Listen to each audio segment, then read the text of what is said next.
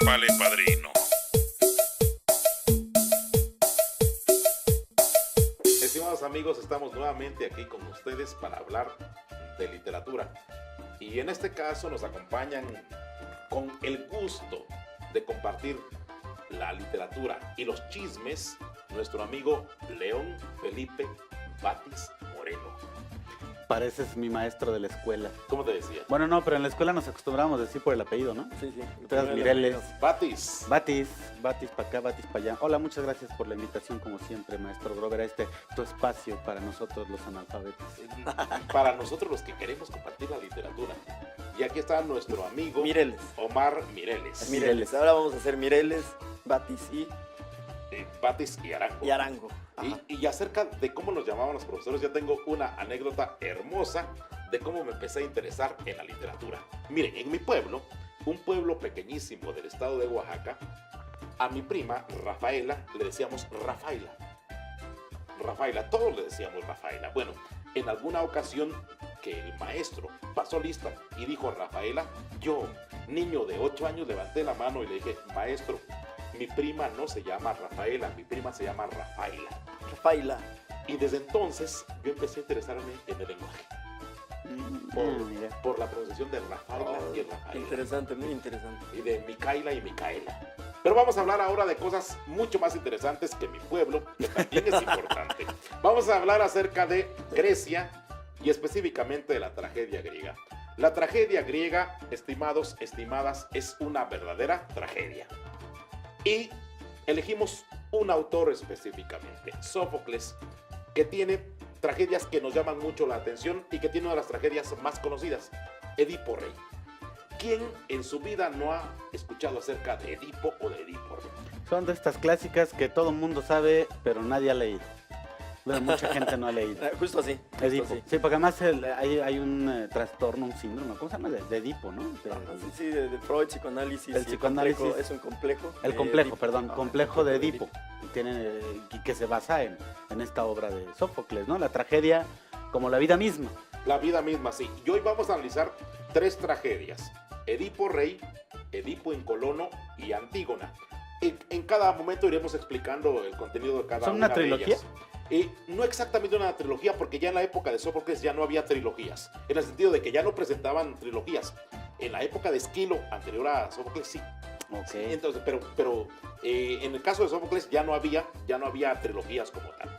Pero lo interesante de todo esto es que Edipo es una de esas tragedias que retomaron muchos y que siguen retomando, no conociendo específicamente el nombre de Edipo, sino la circunstancia en específico. Y pues Omar nos va a empezar a contar esa tragedia y por única ocasión vamos a contar toda la tragedia, porque si no, no podremos contar después Edipo en Colono y no podremos contar en O sea que sí vas a contar el final. Así que tendremos que contar el final de todas ellas, porque Edipo en Colono necesariamente necesita el final de Edipo Rey. Mira, está bien que cuentes el final, porque la verdad es que a todo el mundo le pasa lo que una vez te dijo Chiqui, no se me olvida, que después de oírte le entran unas ganas enormes de leer y en cuanto sale se le empiezan a quitar. Sí. Toda la gente que nos está viendo, que sepa qué diablos está pasando cada vez de estos libros. Exacto. En este caso sí diremos Okay. el final de cada una de ellas, porque del final de cada una de ellas depende el inicio de la otra. Entonces Omar nos va a contar a grandes rasgos y con un lenguaje muy asequible de lo que trata Edipo Rey. Ok, bueno, pues me toca. Y entonces ahí estaba Edipo siendo rey de Tebas, una ciudad griega, y buscando la manera de salvar a su pueblo porque estaba siendo asediado por una peste que acababa con los niños en brazos y acababa con las mujeres embarazadas y toda la población.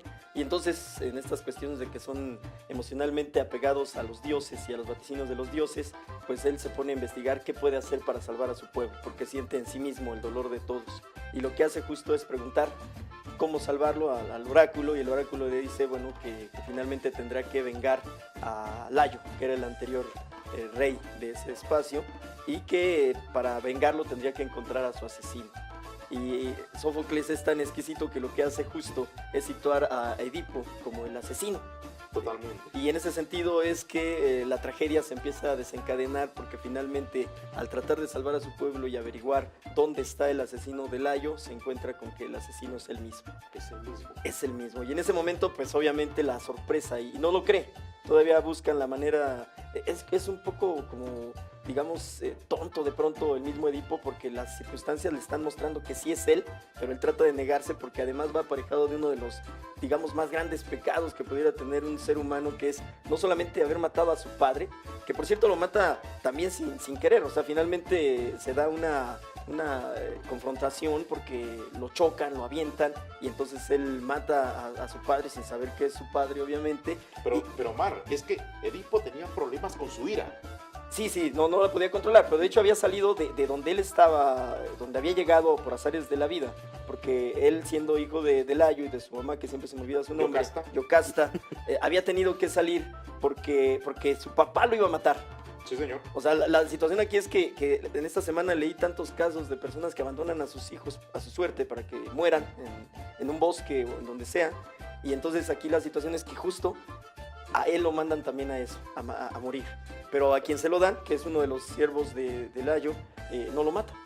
No lo mata, lo entrega a otra familia. Lo lleva al monte Citerón, que es casualmente los límites entre Tebas y Corinto. Como cuando encuentran a un niño entre Nesa e Iztapalapa. Totalmente. Más o menos Qué así. peligroso. Ajá, Sí. sí. Sí, pero lo salvan finalmente. Y entonces él cree siempre que tiene dos papás distintos. Totalmente. ¿no? Y se entera que la situación es que él, por el oráculo, se sabe que él va a tener que terminar matando a su papá y acostándose con su mamá. Y es que es muy curioso esto que estás contando. Cuando Layo y Yocasta hacen que el sirviente, el pastor, lleve a Edipo al monte Citerón, ahí en el monte Citerón lo recibe alguien de Corinto y ese pastor de Corinto lo lleva con Pólibo y Mérope, que son los reyes de Corinto. De modo que Edipo siempre ha pensado que sus padres son Claro. Y por eso sale huyendo Pólibo. Sí, por eso sale de ahí. huyendo de ahí. O sea, él dice, yo no voy a hacer eso, yo no voy a matar a mi papá y mucho menos voy a echarme a mi mamá. Pero sale huyendo porque un borracho, en una fiesta le dice, ¿sabes qué? Tú no eres hijo ni de Pólibo ni de claro. Mérope. Es que los borrachos y los Sí, niños sí, siempre sí. dicen la verdad. Y Edipo va y le pregunta a Pólibo y a sí, Mérope, sí, claro. los reyes de Corinto, oigan, ¿sí son mis padres? Claro que sí, no le creas a ese borracho está tonto. Pero entonces Edipo va al oráculo de Delfos y ya cuando viene regresando, el oráculo de Delfos le dijo, tú vas a matar a tu padre y vas a acostarte con tu padre. Y cuando viene regresando se encuentra con Layo y con los sirvientes de Layo. Y en ese momento los sirvientes de Layo le dicen, a ver, apártese, señor. Y entonces Edipo dice, ¿por qué me tengo que apartar? Entonces le da golpes a Layo, mata a los sirvientes de Layo y nada más se queda uno que regresa a Tebas. Pero dice, pues ¿cómo voy a regresar a Corinto si voy a matar a mi papá y voy a acostarme con mi mamá? A ver a dónde me voy. ¿Y a dónde se va? Se va a Tebas. O sea, es un poco, lo que nos quiere decir esta tragedia es que no podemos eludir nuestro destino. Exactamente. Es el punto Ese es central, el punto claro, central. claro. Ese es el punto central de esto, ¿no? Sí. Que aquella de cuando te toca aunque te mueves, cuando no te toca aunque te pongas. Que es un poco, digo, ahí ya habría que entrar en la cabeza de cada quien. Hay quienes dicen que el destino se hace todos los días y que depende de nosotros. Pero a veces pareciera que de verdad las personas tienen algo en esta vida a lo que tienen que llegar sin importar el camino que tomen. Porque aquí él toma un camino, la vida lo lleva por un camino distinto y va a regresar de todos modos a cumplir su tragedia. Ya está jugando con él el destino, ya son los hilos que lo están manejando y obviamente esos movimientos que se dan, que parecen de salvación, son los que terminan hundiendo. Porque además, pues cuando llega a Tebas, tiene la fortuna de que tiene que enfrentarse A la Esfinge. A la Esfinge.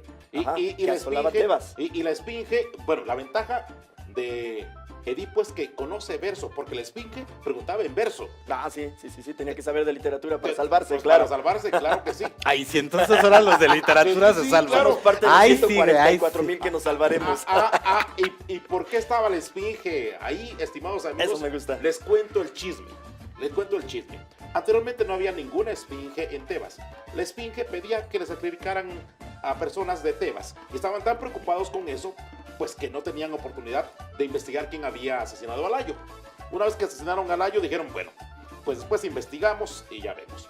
Pero la Esfinge estaba ahí porque Layo, quien había sido rey, En una de sus correrías por distintas islas griegas, se había enamorado de Crisipo, un adolescente hijo de Pélope.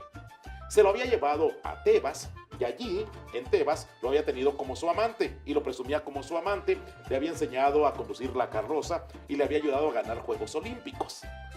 Entonces, en algún momento, Crisipo no aguantó toda la presión de estar con un rey y de ser el amante del rey, además de que el rey ya tenía la esposa Yocasta, y se suicidó. Era para castigar a Layo, puso a la esfinge ahí. Y por eso la esfinge causaba problemas tanto a los de dentro como a los de fuera.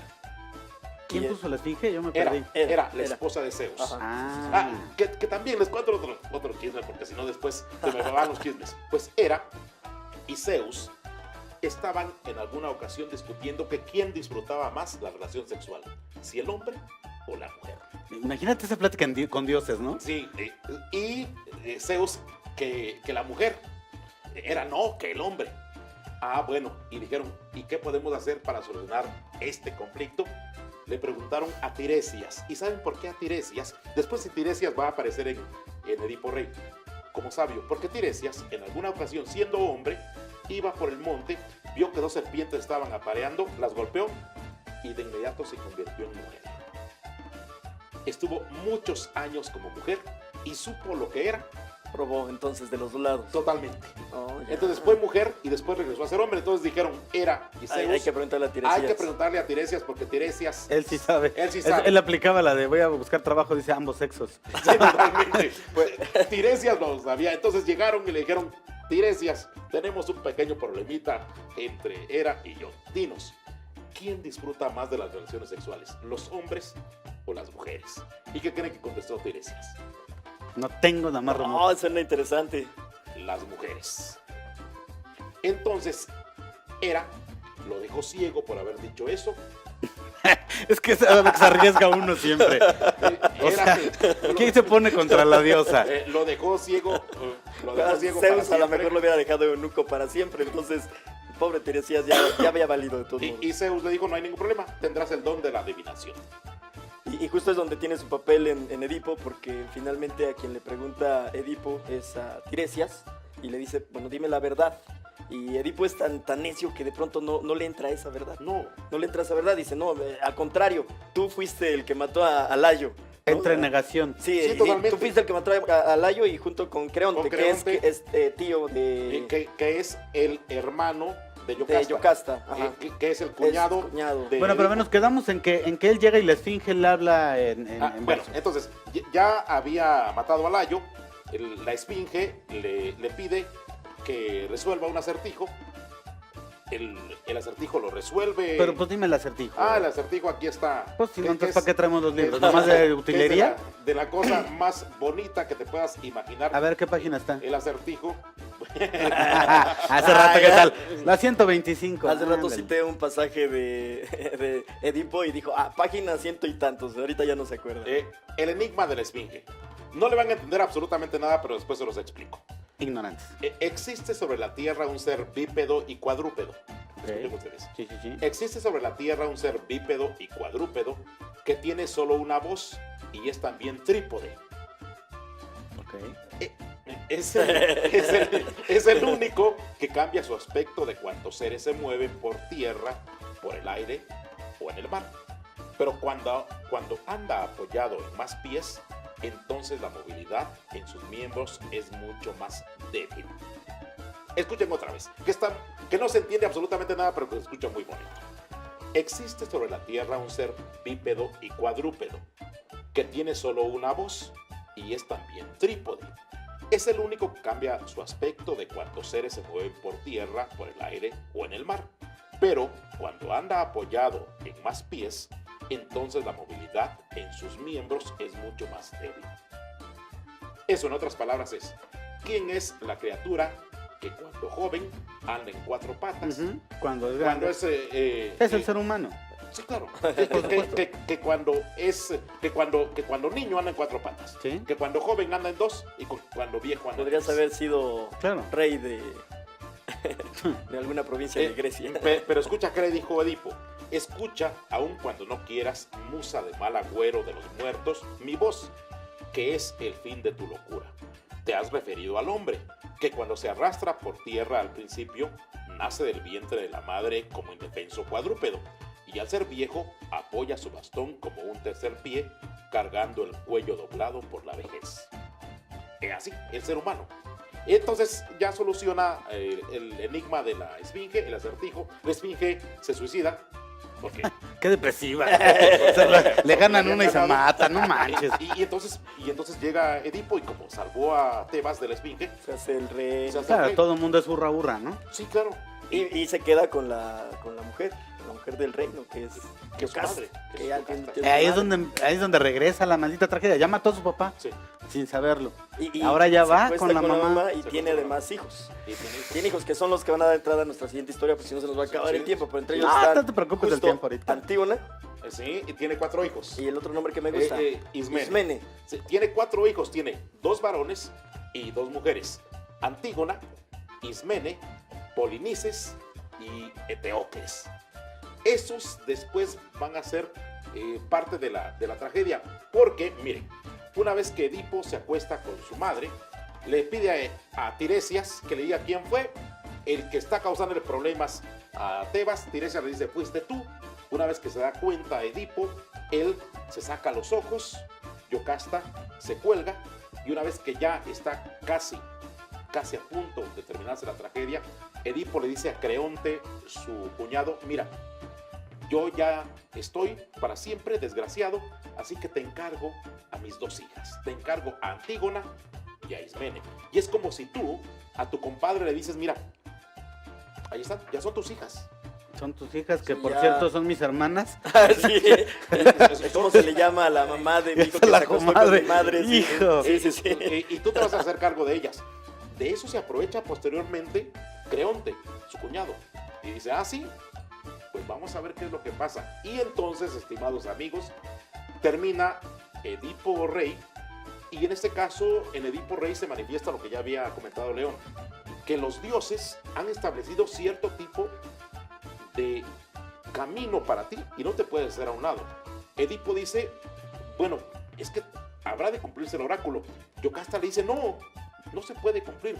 Y entonces el coro le dice a Yocasta, mira Yocasta, no te metas con los dioses, porque una vez que descubras cierto tipo de circunstancias, vas a ver lo que va a suceder. Yocasta le dice a Edipo, no te preocupes, hijo. Se supone que el oráculo decía que tú ibas a matar a tu padre y no lo hiciste. ¿No? No lo hiciste. Tu padre está en Corinto. Pero llega un mensajero y le dice, se ha muerto el rey de Corinto y ahora tiene que ir Edipo para allá. Edipo le dice, bueno, es que no puedo ir para allá. ¿Por qué? Si me voy para allá, voy a acostarme con mi madre. El mensajero le dice, no te preocupes, Edipo. Pólibo no era tu papá y Mérope no es tu mamá. En ese momento, sí. En ese momento, que no. No, que te regalaron cuando eras pequeño. Y entonces se descubre que es el hijo de Yocasta y que mató al año. Que además ¿Qué? viene la búsqueda incesante por encontrar lo que eres, cuál es tu pasado, porque eso es lo que le mueve a Edipo. Pero no quiero dejar pasar esta parte en la que la mamá le dice, bueno, no te preocupes, ya te acostaste con tu madre, pero no eres el único, hay muchos que les gustaría acostarse con su mamá. Que en sueños se han acostado con su mamá. Vean lo que le dice, tú no sientas temor ante el matrimonio con tu madre, pues muchos son los mortales que antes se unieron también a su madre en sueños. Y con esto, estimados amigos, termina Edipo Rey. En el siguiente fragmento nos iremos con Edipo en Colono. No se vayan, sigan con nosotros. Amigos, continuamos con las tragedias griegas. En el corte anterior analizamos Edipo Rey. ¿En qué nos quedamos, León? Nos quedamos en que la primera tragedia, que era esta, donde Edipo se da cuenta de que mató a su padre, de que se tiró a su jefa, pues porque en lenguaje coloquial. Que tuvo 4 hijos. Tuvo 4 hijos con ella, que son sus... ¿cómo se le llama esto? ¿Incesto? Pues sí, pero producto de... Hijo, madre. Bueno, tuvo los hijos y se sacó los ojos, se los encargó a su cuñado. A sus Bueno, hijas a especialmente. sus hijas. A sus hijas. No, los hijos no, las Sí. hijas. A las hijas. Pero es que las hijas eran como sus ojos. Totalmente. Le encarga a sus hijas a su cuñado y creo que se va a ir a Colono Sí. porque así se llama la que sigue. Sí, señor. Edipo en Colono. Pero antes vamos a hablar un poquito acerca de la estructura griega, pues de la estructura de la tragedia griega. Miren, una tragedia griega era un espectáculo público. Y en ese espectáculo público había muy poca escenografía. Había el actor que a veces representaba varios papeles y se ponía una máscara para representar distintos papeles. Era actor varón, no había mujeres. Las mujeres no actuaban. No actuaban, las mujeres no actuaban. Entonces, la estructura de la tragedia es muy simple y muy compleja. Hay un prólogo. Ese prólogo está a cargo del actor y de la actriz principal haciendo el personaje principal. Se establece la parte más importante de la tragedia. Después viene el coro, que actúa por primera ocasión, ya esa parte se le llama el párodo. Y el coro se encarga de ponerte el contexto general en el cual se va a desarrollar la tragedia. Después viene otra parte, que es el episodio número 1, en donde ya empieza el actor y el personaje principal a desarrollar la escena. Después viene el estásimo 1, en donde el coro está interactuando. Después viene el episodio 2 y el estásimo 2, en donde el coro sigue interactuando. Cada episodio es del personaje y el coro está continuamente ahí. Sí, el coro es su comparsa. Total. Y el coro desempeña la función del narrador moderno. Aconseja al personaje, le vaticina lo que habrá de suceder si hace determinadas cosas, le recuerda cuáles son los valores importantes, pero lo más interesante de todo esto es que el coro baila y canta. Ok, eran como musicales. Sí, baila y canta el coro y las partes que dice el coro son más elegantes y más poéticas. Además el coro te daba este contexto de tiempo y espacio Sí. al público. Sí, Al público le daba la referencia de dónde estamos, en qué tiempo y en qué momento. sí, exacto. ¿No? Recuerda que sí es algo de teatro. Sí, ¿eh? sí, pues por eso mismo, Sí. por eso, y además el coro mantenía el ritmo, tanto narrativamente hablando, como físicamente hablando, como literalmente hablando, porque bailaban. Ahora, no sé si alguna vez llegaste a ver, ya sé que tú no ves mucha televisión ni nada, la película de Hércules, la película de Disney animada. Funciona exactamente así. Tenemos una parte muy musical donde el coro va contando con una canción qué va pasando con Hércules, Ah, vaya. ¿no? Va diciendo ahí Hércules y qué va a pasar. Entonces, entre cada episodio, cada cosa que le va pasando a Hércules durante la película animada para niños, salen estas, se supone que son como, ¿cómo se llama esto? Como pinturas de mujeres griegas con vasijas y cosas así, que ellas son las que van haciendo esta labor del coro. Vaya, qué Precisamente. curioso. Y yo que criticaba severamente las películas de Disney, tendría yo que analizarlas. Pero cada una tiene elementos tomados obviamente de la literatura, muy interesantes. Y yo creo que esta parte de Hércules, ahorita que lo estamos platicando, me cae el 20, de que está basada en la estructura de la tragedia griega. Claro, hay que tomar en cuenta nada más las observaciones que ya hacíamos, que en el caso del coro eran nada más hombres. Bueno, sí, en ese caso sí. Y eran 15 hombres y había un portavoz del coro llamado corifeo. El coro, les digo, tenía sus partes cantadas y bailadas, pero a veces el corifeo interactuaba con el personaje, pero entonces ya no cantaba, nada más recitaba. Claro. Y así imagínense, entonces, el prólogo, donde se presenta el personaje, el párodo, donde llega el coro, y el coro ya no se va. El coro es la referencia, como decías, que tiene el público para saber qué es lo que está sucediendo. Y mientras suceden otro tipo de cosas, el coro permanece ahí e interactúa con los personajes que van llegando o que van saliendo. Es tan curioso en ese sentido, porque la escenografía era mínima. Sí, nada más tenían algunos elementos. Más que escenografía, quizá tenían algo de utilería, algo de lo que hoy le llamamos pomposamente props. O sea, cosillas, que la espada, no sé, cosas. Pero grandes escenografías o cómo ambientar, porque además estas tragedias te hablan de escenarios muy distintos. Sí, pero toma en cuenta algo muy curioso en todo esto. Por ejemplo, en Edipo Rey, lo único que percibía el público era el palacio de Edipo. En Edipo en Colono están en un bosque y tienes la estatua ecuestre de Colono y tienes Atenas como referencia. Ok. Y en el caso de Antígona tienes nuevamente el palacio de Tebas. Nada más. Esto. Es todo. Y cada vez que están narrando acontecimientos que requieren de muchos personajes, nos los cuenta un mensajero que llega ahí. Claro. Y que llega Ahí y que platica interactúa todo. Ajá. o con el personaje o con el coro. Entonces el coro mantiene la atención del público y una vez que se va un personaje, le sucede algo a ese personaje, lo sabemos cuando regresa alguien a contarnos qué le sucedió a ese personaje. Ok. Y se los cuenta al coro. Y ya comentaba yo con León y con Omar antes de la grabación que Aristóteles nos dice que eso tiene que hacerse porque la escenografía es muy cara. Fíjate, lo pensaron desde un punto de vista económico, ¿no? Sí, es muy cara. Se puede seguir haciendo. Sí, claro, es muy No, cara. se sigue haciendo. Muchas veces nosotros que hemos trabajado teatro y shows y todo eso, tienes que hacer eso. O sea, de repente, alguna vez llevamos un espectáculo infantil y lo que hicimos fue poner a un personaje como narrador que nos cuenta el 70% de la historia con una sola escenografía. Claro. O sea, finalmente, ese recurso teatral es muy utilizado, ¿no? Hasta la fecha. Ya. Se sigue utilizando. Y- Ahora, entonces, ya nos desviamos de Colono. Y ya estamos aquí, ya estamos en todo Yo eso. quería Ya vamos empezar a Colombia. justo con la idea de que la mujer no podía actuar. La mujer no actuaba, entonces... No, y ahora ya hasta manejan y votan. ¿no? Otra vez, Así. otra vez. Estimado público, es la oportunidad que aprovecho para desligarme de este individuo rudimentario, de este individuo hermano de Edipo Rey. ¿Ahora qué de- sigue? De este individuo que no atiende a los mandatos de los dioses. Yo me desligo por completo. Y por favor, León, da tus redes sociales. Como no, me encuentran en Facebook como Grover Arango, en Twitter como Grover Arango y en Facebook soy Omar Mireles. Oigan, Entonces los hombres tenían que disfrazarse en los personajes femeninos.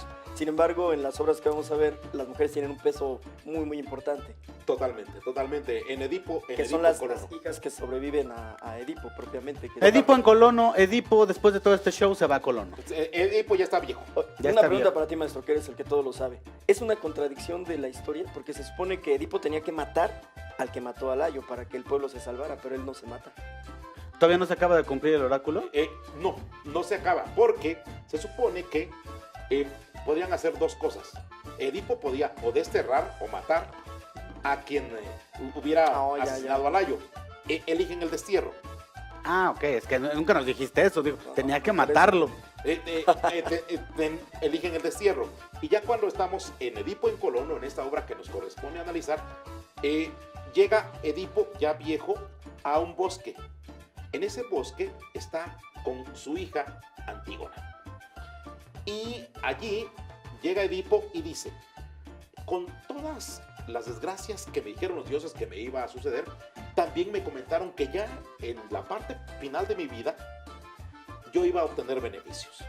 Y esos beneficios es que iba a estar tranquilo, número 1, y número 2, que la ciudad griega con la cual yo tuviera amistad iba a estar sobre todas las otras ciudades.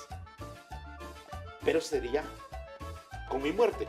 Y cuando yo me muera, Zeus va a enviar rayos y en ese momento nos vamos a dar cuenta de que yo me voy a morir. O sea, iba a ser un rayito de esperanza. Sí, totalmente, totalmente. Y en ese caso entonces, con la ciudad con la que él estuviera, el oráculo también había dicho que eso iba a suceder. Y entonces, estimados amigos, ahí viene el problema. ¿Quién se había quedado como rey en Tebas? Yo, Porque- maestro, yo. Así. A ver, Creonte. niño Omar, niño Mireles. Creonte, Creonte. Creonte, maestro. Creonte. Creonte. Y Creonte. entonces, y después en Argos estaba su hijo Polinices, que se había ido para allá. Entonces, tenemos en Tebas, tenemos al hijo menor y a Creonte. El hijo menor es rey antes de Creonte. Sí, sí. Eteocles saca a su hermano, a Polinices, su hermano se va a Argos, Eteocles se queda como rey, y entonces tanto Polinices, que está en Argos, como Eteocles, que está en Tebas, quieren que Edipo regrese, porque si Edipo regresa, Su ciudad va a ser la más mejor. Totalmente. Sí, justo así. La menos peor. Entonces le dice Antígona, ¿y qué vamos a hacer? Dijo Edipo, no, esos desgraciados me la van a pagar. Esos me la pagan. Si cuando ellos tuvieron la oportunidad, Polinices y Eteocles, sus hijos, de dejarme ir en Tebas, me sacaron, ahora cuando vengan a sacar. Entonces Eteocles, que es en ese momento el rey de Tebas, envía a Creonte, que ya está viejo, Sí, sí. Envía a Creonte y le dice Creonte, Edipo, ya estamos viejos. Además somos amigos.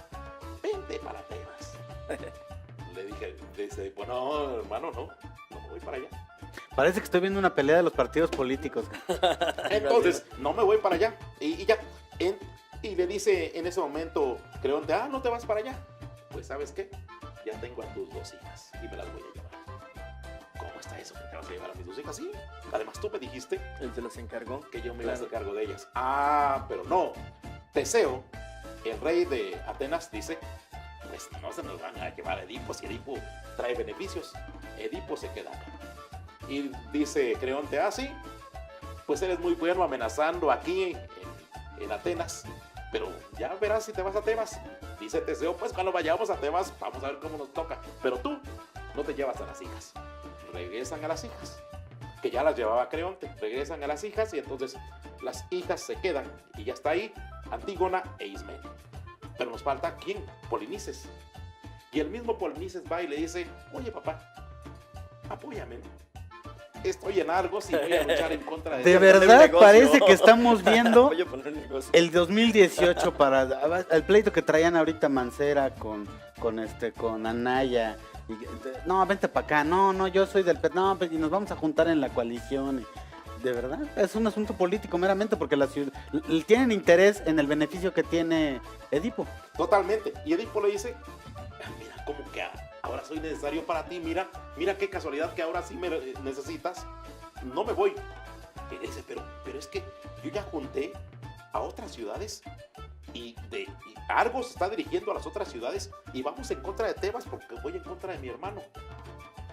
Le dice, pues es problema tuyo, pero si me mata mi hermano y si yo lo mato, problema tuyo, yo no voy para allá. Entonces Antígona le dice, oye papá, apóyalo. No, en absoluto. Pero es que lo van a matar y se van a matar entre ellos, problema de ellos. Entonces se va a Polinices y le dice a Antígona a Polinices antes de que se vaya, oye, ¿por qué no te regresas? Dice Polinices, no, con el vuelo que traemos, ¿cómo voy a regresar? Pues sí, regrésate y di que ya no hay ningún problema con Tebas, regrésate. No, porque además mi hermano Eteocles, ¿qué va a decir? Este cobarde. Entonces, ¿sucede qué? Luchan Polinices con Argos y Eteocles con Tebas y se matan a ambos. Maestro, no te quiero asustar, pero nos quedan 3 minutos para acabar este bloque. Y como Sí. se matan a ambos, y entonces Antígona e Ismene regresan a Tebas. Y como regresan a Tebas, ahí viene la tercera tragedia. Ok, entonces ahí quedó en que se mataron los hermanos. Sí, señor. Edipo sigue sin decidirse con quién va, con qué partido No, político va. Esa parte vamos. Edipo se muere en ese momento. Edipo viene un rayo, se supone que es de De Zeus. Zeus. En ese momento Edipo ya puede caminar perfectamente bien y le dice a Teseo, mira, como tú fuiste un verdadero amigo, tú y yo nos vamos a un lugar en donde va a estar mi tumba y tú serás el único que sepa dónde está mi tumba. Y para cuando tú mueras, díselo a una sola persona, para que solo ellos tengan el beneficio de saber dónde está mi tumba. Y entonces se queda en Atenas, no sabemos dónde, y sus hijas se regresan a Tebas.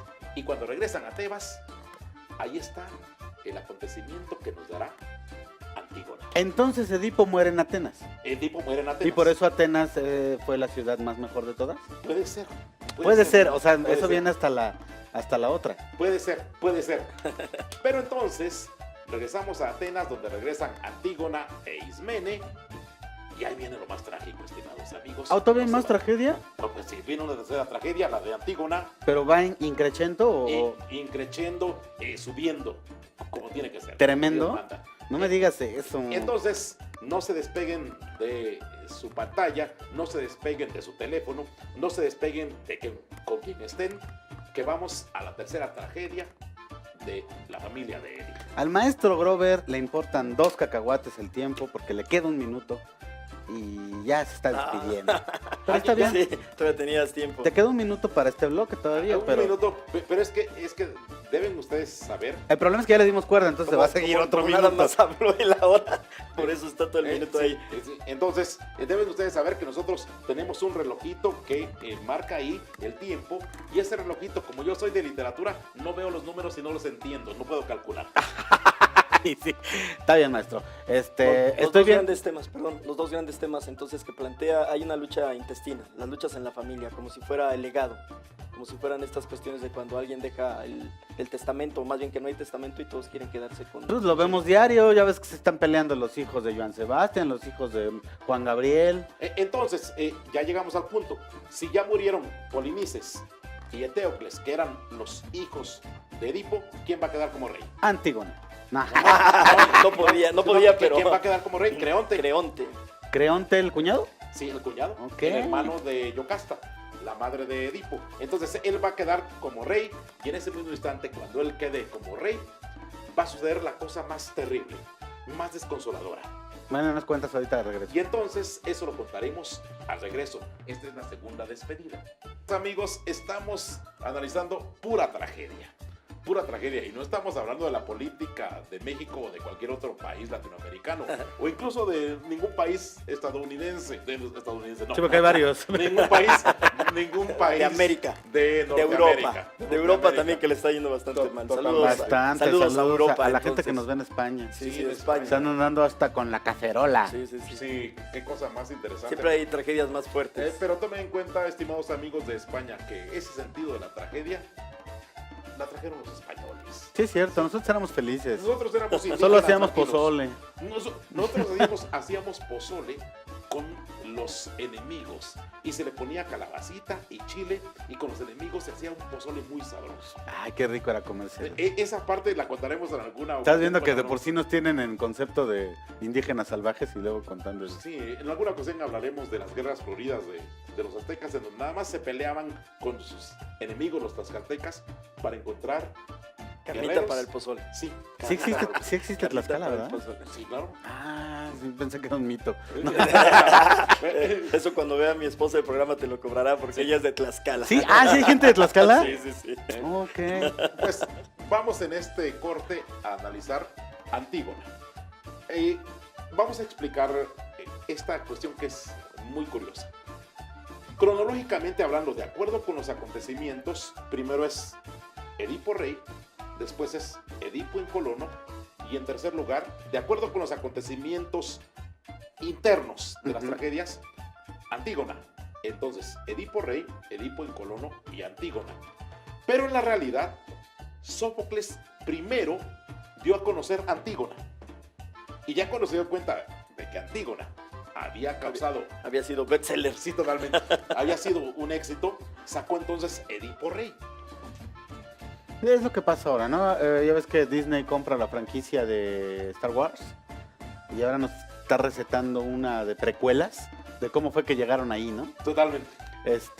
Yo creo que Edipo pasa lo que pasó con Cervantes y el Quijote y con sus otras obras. En su momento Antígona fue un bestseller, pero yo creo que Edipo es mucho más conocido, ¿no? Hay mucha más referencia. La gente sabe de qué se trata. Por lo menos tiene idea de que, sí, es el muchacho hasta que se coja la mamá, ¿no? Sí, totalmente. Tienen esa referencia. Pero esto pasa siempre. Yo saco una, chin, pegó. Entonces es más fácil contarles de dónde viene Sí. que a dónde va, ¿no? Sí, que en ese sentido también vale decir que, bueno, uno se pregunta, ¿estos eran los únicos griegos que escribían? Pues no, pero Sófocles era el que ganaba los premios literarios. Llegó a ganar hasta 100 premios literarios. Ya había premios en seguidos. aquel entonces. Sí, claro. Sí, premios de ¿Cómo teatro. el ser humano ha necesitado siempre el reconocimiento Totalmente, sí, popular? Entonces por eso es que finalmente él era el popular, porque él era el que ganaba todos los premios, como algunos escritores mexicanos Sí, que se la pasan ganando premios Sí, y sí, premios que y además, premios. y por amigos que tienen, Y no por- tanto por capacidad No, innata. sabemos que los premios son política, yo ¿no? tengo un premio, casi que yo creo que le decían así también a Sófocles al final, porque era así como, oye, tengo un premio de teatro, ¿lo quieres ganar? Sí, totalmente. y también Sófocles tenía varias características adicionales. Dicen que era muy guapo, número uno. Por lo tanto, él actuaba también en sus obras. pero dejó de actuar en algún momento porque la voz le fallaba. Entonces, primero, número uno, era muy guapo, y en segundo lugar, le gustaban los efebos más que al promedio de los hombres griegos. ¿Le gustaban? Los efebos. Los muchachos, Los los niños, muchachos. los chiquitos. Le gustaban más que al promedio de los griegos. Pedófilo. Lo que pasa es que sabemos que los griegos especialmente eran muy dados a la homosexualidad. Les encantaba el éxtasis en todos, no me refiero a las tachas, sino a embriagarse y llegar a estos niveles de ¿cómo se le llama? Meditación o de alucín muy grave, ¿no? Yo creo que por eso también imaginaron tantas cosas. Pero es que después de esta competencia en la que se declara que la mujer siente más, pues, quién sabe. Sí, quién sabe. Y acerca voy a contar otro mito griego que es muy sabroso. Voy a contar el mito de Pasífae y el Minotauro. Miren ustedes, les cuento el chisme que es muy sabroso. Pasífae se enamora de un toro grande, blanco, bello. Porque Poseidón le había enviado una maldición. Tú te vas a enamorar de un toro grande, bello, blanco. Pasífae le dice a su amigo Dédalo, que era muy bueno para hacer objetos: oye, hazme una vaca de madera que se parezca a las vacas normales como las corrientes, la cubrimos con una piel de vaca y yo me acomodo dentro de la vaca para que el toro se acerque. Pasífae se acomoda dentro de la vaca, el toro se acerca y de esa unión surge el Minotauro. ¡Qué bárbaro! De esa unión surge el Minotauro. El laberinto, el laberinto. Híjole, es que los griegos eran una cosa tremenda, ¿eh? Y no termina ahí, hay otra historia mucho más bella, mucho más amorosa. A ver, pero espera. Era un hombre ¿Quién? el que el toro se lo da.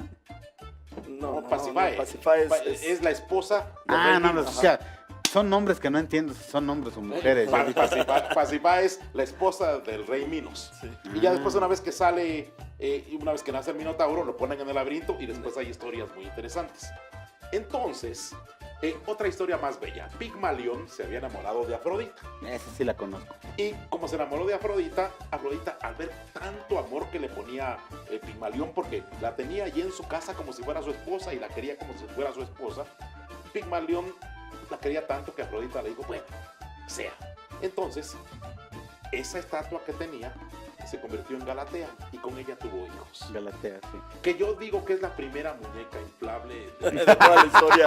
La Sí, primer Galatea. registro de muñeca inflable. Me desdigo de lo que dije, por favor, me desdigo de lo que dije. Ya cuando se empieza desde... desde... Vamos con Antígona. Con Antígona, entonces, nos habíamos quedado en la tragedia anterior que Polinices y Eteocles, Polinices de la ciudad de Argos y Eteocles de Tebas, se habían matado. ¿Quién quedó como rey? Creonte, su tío. Entonces llegan Antígona e Ismene y están ahí, bueno, no llegan, ya habían llegado, están ahí y la tragedia se desarrolla enfrente del palacio de Tebas. Creonte dijo a Polinices, por haber venido con los argivos, es decir, los de Argos, y por haber atentado en contra de su patria, no se le puede enterrar. Y yo en este momento mando que a quien lo entierre le vamos a poner la pena de muerte. Y entonces Antígona, que es la más rebelde, le dice a Ismene en la primera escena, oye Ismene, yo voy a enterrar a Polinices. Ismene le dice, no puedes hacer eso porque Creonte lo negó. Dice Antígona, ¿con quién tenemos mayor compromiso? ¿Con la familia y con los dioses o con Creonte? Aún así dice Ismene, que no te metas con Creonte. Dice Antígona, a mí no me importa. Yo voy a enterrar a Polinices. Y entonces, que además al otro hijo sí lo habían enterrado. Sí. Pero aparte sí hay que remarcar que no enterrar a alguien en ese tiempo tenía cierto simbolismo. claro, O sea, sí había mucha fuerza relacionada con los dioses. Tenían que enterrarte de alguna manera para cumplir con el ritual. Y lo que me llama la atención aquí es la participación de Ismene diciendo, no vamos a hacerlo, pero no vamos a hacerlo porque somos mujeres. Y como mujeres no podemos meternos contra los machos, con los hombres dominantes. sí. Eso no lo dije yo, lo dijo Ismene. Bueno, sí. Me deslindo de Ismene. O sea, es la primera antefeminista de toda la historia. Y entonces, pues, ¿qué hace Antígona? En algún momento, ella va y nada más y cubre de polvo el cadáver de Polinices. Y en ese momento viene el guardián que estaba ahí cuidando de que nadie fuera en contra del decreto de Creonte. Viene el guardián y le dice a Creonte: señor, ¿sabe qué? Que se nos adelantaron y alguien enterró el cadáver de Polinices. Dice Creonte: no, estimado, no sé qué te va a suceder a ti o qué le va a suceder a quien lo haya hecho. Si no quieres que te vaya como te tiene que ir, vas y me investigas de inmediato quién le puso polvo, porque obviamente Antígona no había enterrado en el sentido real a Polinices. Le echó tierra, Nada nomás. más le echó tierra. Entonces, ahí está Creonte y le dice al guardián: ve y me investigas quién fue. Enseguida viene el guardián y trae de los cabellos a Antígona y le dice: mire, aquí está, ella fue quien lo hizo. Que el conflicto no es tan sencillo porque además Antígona es prometida del hijo de Creonte. Sí, O sea, es su nuera. se va a casar, se va a Ajá, casar. se va a casar con, También yo con creo él. que abusó de su poder. O sea, ella debe haber dicho, no me va a hacer nada, es mi suegro. No, ella sabía que eso le iba a suceder a ella. Y cuando Ismene le dijo que no lo hiciera, Antígona dijo: yo no puedo ir en contra de mi familia y en contra de los dioses. Sí. Porque Creonte no está representando a los dioses. No. Creonte está representando nada más a los seres humanos, A la ley del hombre. nada más.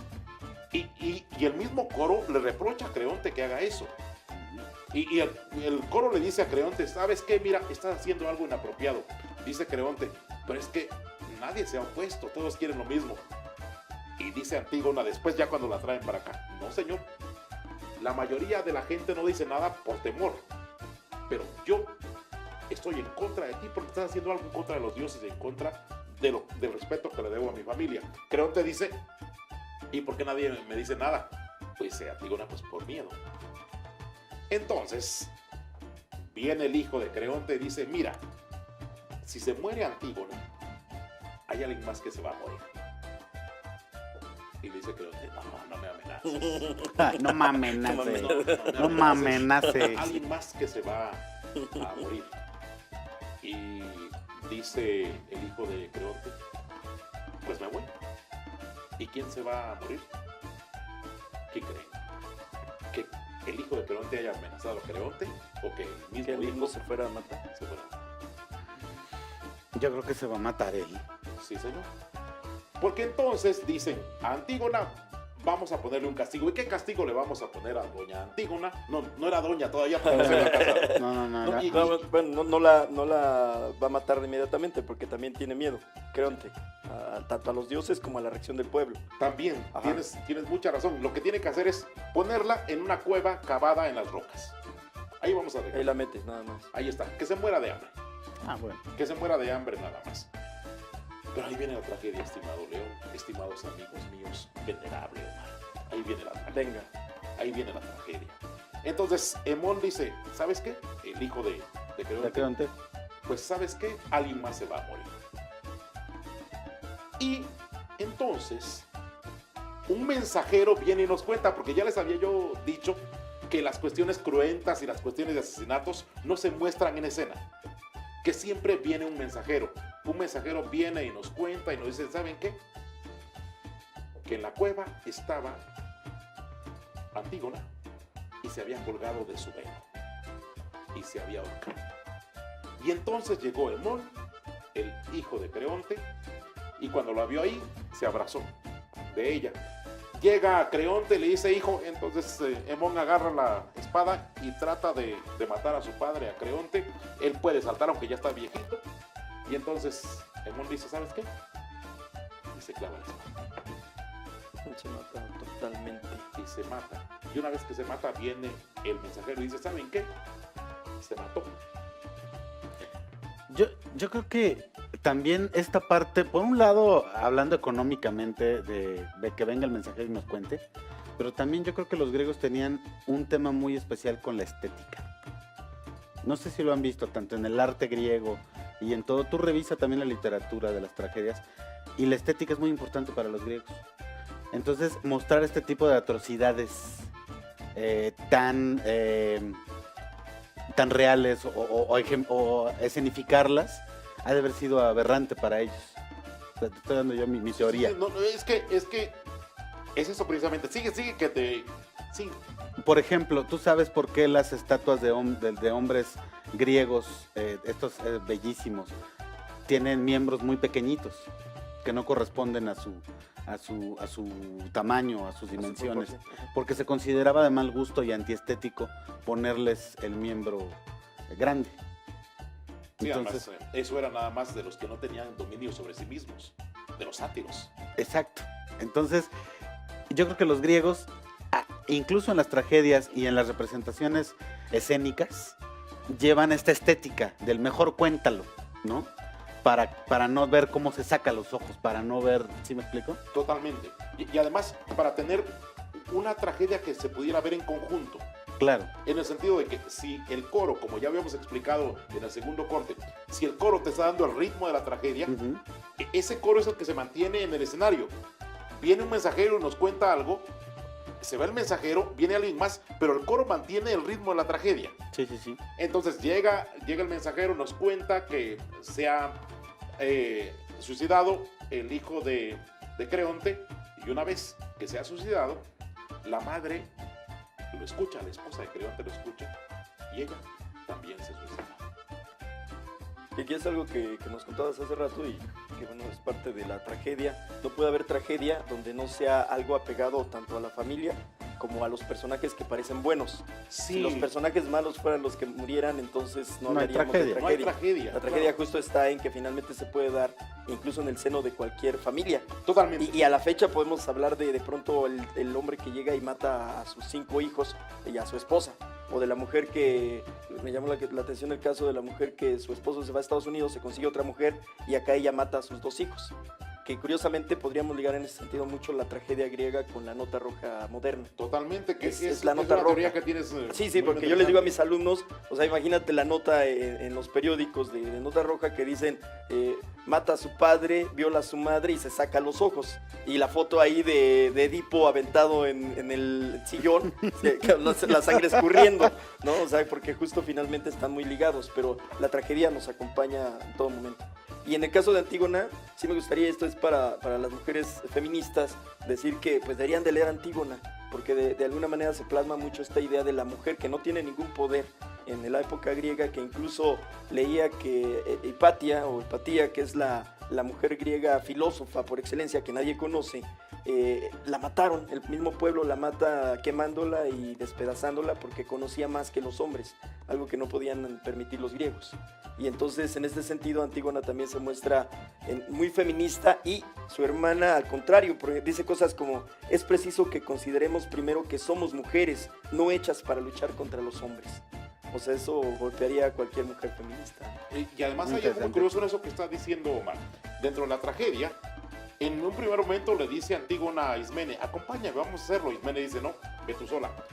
Ya cuando Ismene ve que Antígona tiene cierta preeminencia por haber hecho eso, le dice a Creonte, oye, yo también participé. Dice Antígona, no, Tú no hiciste nada. tú no hiciste No nada. te cuelgues. No te cuelgues, tú no hiciste Sí. absolutamente nada, tú no hiciste absolutamente nada. Antígona lo hace primero porque no quiere que su hermana muera, pero segundo, lo hace porque si al inicio no te atreviste, ¿cómo quieres hacerlo ahora? Y lo que ustedes comentan acerca de la tragedia griega es muy interesante. Dice Aristóteles en su poética que la tragedia griega nos llama la atención por 2 cosas. Por 2 cosas.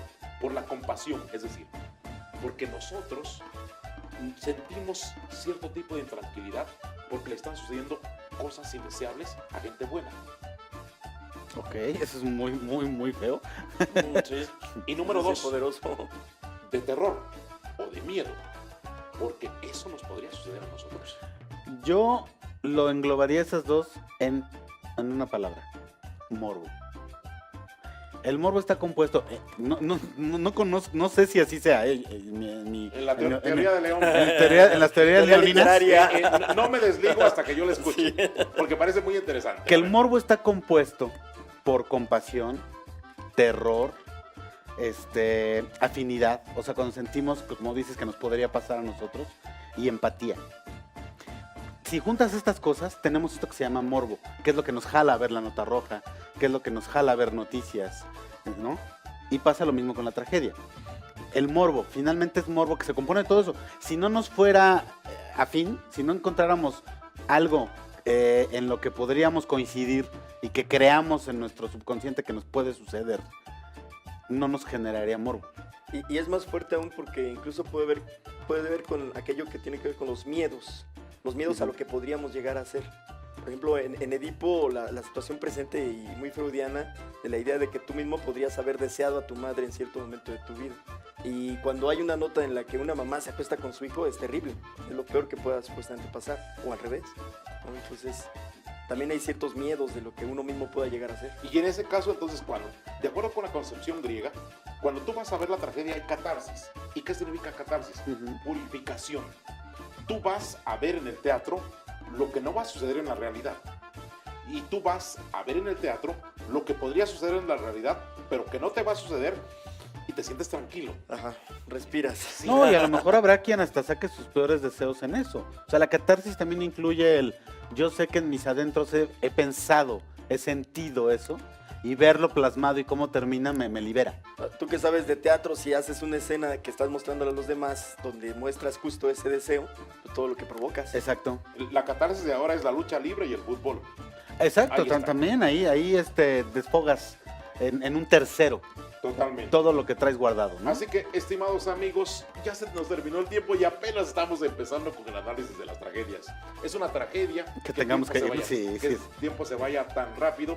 Hoy analizamos 3 tragedias de Edipo, bueno, 3 tragedias de Sófocles que tratan acerca de la familia de Edipo, pero prometemos que analizaremos otras tragedias en otro momento. Se despide de ustedes el magnánimo, inteligente, analítico y meditabundo León Felipe Batis Moreno. Ha sido una tragedia como me has descrito. Pero mira, aquí tengo algo con esto. Vamos a hacer una tragedia. ¿Qué te parece si arañamos a Omar? No, ha sido un gusto. Esto de las tragedias es muy morboso y muy interesantoso. Muchas gracias, como siempre, por estar con ustedes. Maestro Omar, namaste.